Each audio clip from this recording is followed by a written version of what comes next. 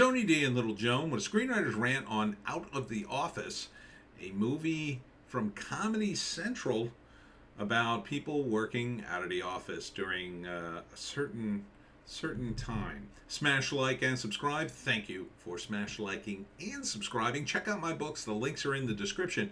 Comedy Horror in South Jersey. It's what? It's the Pineys, books 1 through 9, available at Amazon.com. Don't forget, Kindle Unlimited is free. Now, this is called Out of the Office because it is kind of like The Office. It has some of the executive producers and some of the cast from The Office. It's got a bit of an Office feel. You'll remember her as second version of Pam. You got Jason Alexander as her dad and Sherry O'Terry as her mom. So there's a lot of comedy veterans here. Paul F. Tompkins, who's pretty good. Who else? Ken Jeong, of course. Jay Farrow, who I believe he does stand-up, I think. I think I've seen him do stand-up. I've never seen him in a comedy show. Oh, Gerhard, I forget his first name. Gethard or Gerhard. So you got a lot of comedy veterans here on Comedy Central. So that's good. I think Paul F. Tompkins is extremely underrated. You got Leslie Jones, who I don't think is very funny. Kind of does the same thing over and over again. Even in this scene, I think she's married to Ken Jeong, and then like she threatens to cut his D off, which it's like her signature move is just to be over the top. Like I've never seen her do a role. And you've got Oscar from The Office. He's pretty funny. So you got everybody under the comedy sun. It's a little over the top. I mean, this is a scene where Ken Jeong can't get to the bathroom, so he goes out his own window, which is just weird. These two, I guess, are husband and wife working in the same office, working in the same house. So it's on Labor Day, October 5th, an original movie.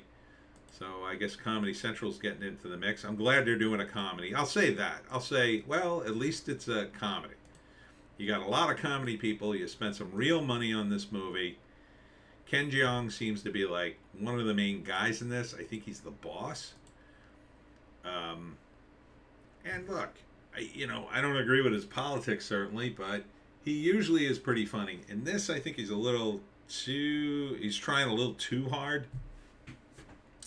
But, I think a lot of the politics has hurt a lot of the mainstream comedic people. A lot of them here are the guys you see on the internet complaining about Trump. Jason Alexander's one of them. A lot of them, however, aren't. And hopefully the producers of The Office don't really care. Because they, at the end of the day, are the guys making a damn thing. And they made their bones long before politics became a thing. It looks okay. It looks funny-ish. I would probably watch this. I would probably watch it. I would at least give it a chance. I mean, Paul F. Tompkins is pretty funny. Sherry O'Terry's okay, I guess. The girl from The Office. That's her, right? Am I confusing her with another girl? That's the girl from The Office, right? The second Pam. Jay Farrow's okay. I mean, Ken Jeong is good. I have to give it to him, even though I don't like his politics. Again, Leslie Jones. You could have just knocked her right out of this movie, and I'd have been like, oh yeah, good. So yeah, I think it could be good. Oscar Munez, that's his name. I saw him in a Starbucks in L.A. once. He seemed like a nice enough guy. I mean, didn't really talk to him or anything.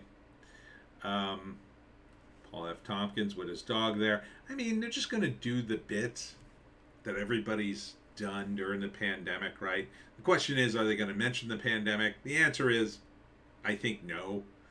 I think this is not a pandemic movie because I'm not seeing any mask or PPE or any discussion about that. So I think that's probably a good idea for a comedy, not to kind of dwell on that, although I'm sure there'd be at least a couple of side jokes about it, because that's how we sort of got here with everybody, being out of the office. I like this idea of people being out of the office. The weird thing is, of course, you know, everybody talking over the, like they need to constantly talk to people. It's weird because the internet, now that we have like video things like this, it's like nobody wants to use a phone anymore because it's so backward.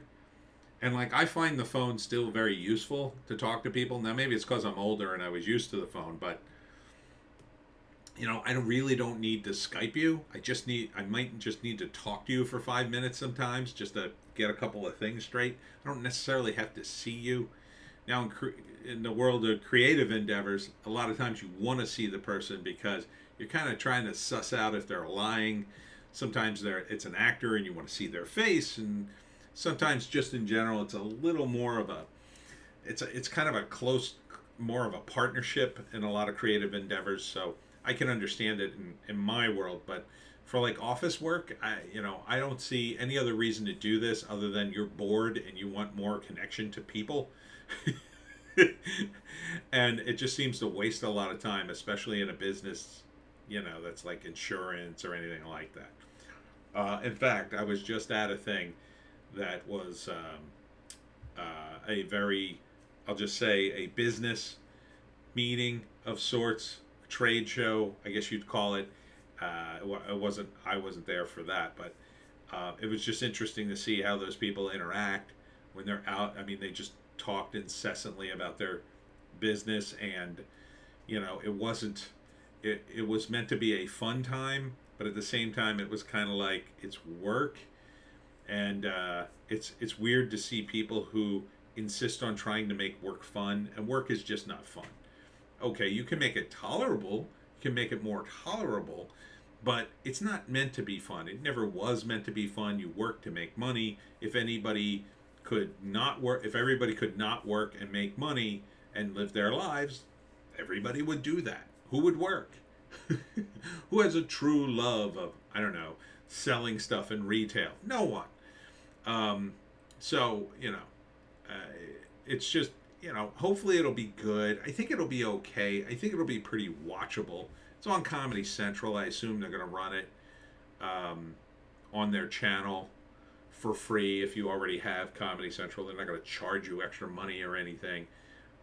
This sounds like Comedy Central's starting to make the moves to maybe become a streaming service.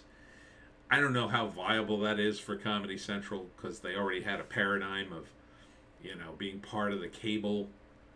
And I don't really think they have enough stuff. The problem with Comedy Central for me has always been they burn through things.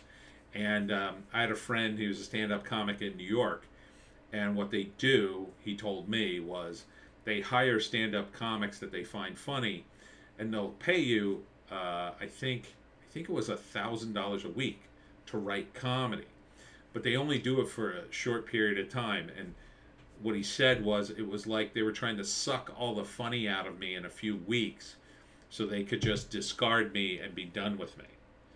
So it was like they hire you for $1,000 a week, which sounds like a lot of money, except they're not going to keep you forever. They're just going to keep you until you're burned out and you got nothing left to write, I guess. So that feels like what their model is for their TV shows, right? Like once in a while they hit upon something that's pretty funny. I mean, even some of their short-lived shows I thought were kind of interesting. There was one called Crossballs, which I found particularly funny. There was one with Louis Black where he hosted, and people yelled at each other. It was kind of cool. But they were very short-lived shows. Like they kind of just burned themselves out. And then once in a while they stumble upon a hit like The Daily Show, or Politically Incorrect was on Comedy Central. It was a big show. I worked on that. A few others. But doing movies, maybe. I mean, if they concentrate on comedy movies and they get big comedy stars, I mean, to me, Comedy Central should have been the channel where Dave Chappelle did his specials, not Netflix. They should have cornered the market on a guy like Dave Chappelle because he's the funniest guy. And if you don't have the funniest guy, are you really Comedy Central? Really, Netflix could be Comedy Central tomorrow if it just aimed all its money at comedy. And they could leave Comedy Central in the dust because it's sort of, Comedy Central to me is sort of comedy by default now. It's just because they're called Comedy Central and they do have nothing but comedy shows, but like to me, their big show, which is like the Daily Show, still isn't all that funny anymore. You know, it was funny with Jon Stewart. Now it's just too serious. And then I think they had a couple other shows that were like that. They weren't funny at all, and they were like way too serious for Comedy Central, in my view. They should just be total clown shows. And it just feels like they've kind of gone off the rails when they should have been concentrating on comedy. In their defense, it's the hardest thing in the world to do, entertainment wise, and it's hard to stay funny. You do need to grind through people, but I think they do it too fast. I think it's almost like an MTV style way they do comedy, because MTV sort of grinds through people because they have to be young to be hip to be on MTV. Unfortunately, I don't even think they can make that work anymore, mainly because they haven't played music in God knows how long. So sorry to go on that tangent, but will this show be any good? So what's the plot? It kind of doesn't really tell you, but that kind of almost doesn't matter in a comedy, but it sort of does.